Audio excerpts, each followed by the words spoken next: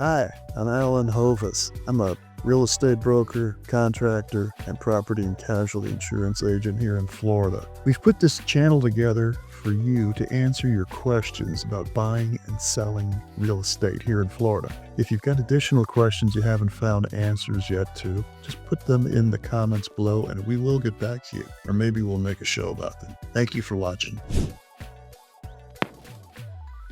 There are great benefits from assuming an existing flood insurance policy when purchasing a home.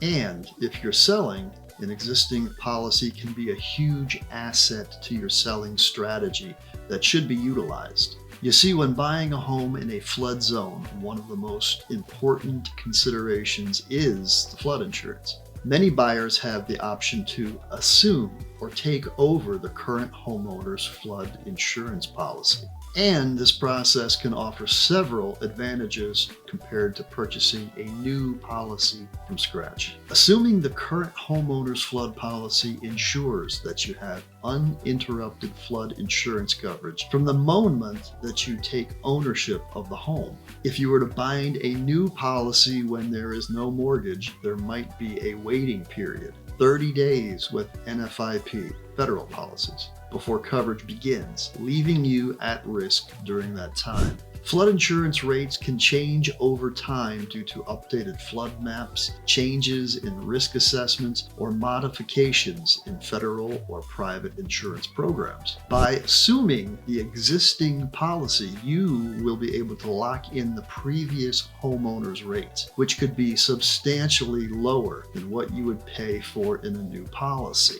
especially if the property's flood risk has recently increased. Let's look at an example, a real example that I recently saw. To purchase this property today with the new NFIP 2.0 programs, it would be $7,315 a year. But the buyers were able to assume the seller's current policy with a current rate of $988. Now, all these old NFIP policies will be increasing at 18 to 25% per year depending on the residency until they catch up to the new 2.0 rates. But think of the savings over the next years. Just because the seller's policy is private and not NFIP, it still may be assumable. Private flood policies may also have additional desirable endorsements not available through NFIP. Have your realtor work with the seller's team and your insurance agent to find out and facilitate this if it is indeed assumable.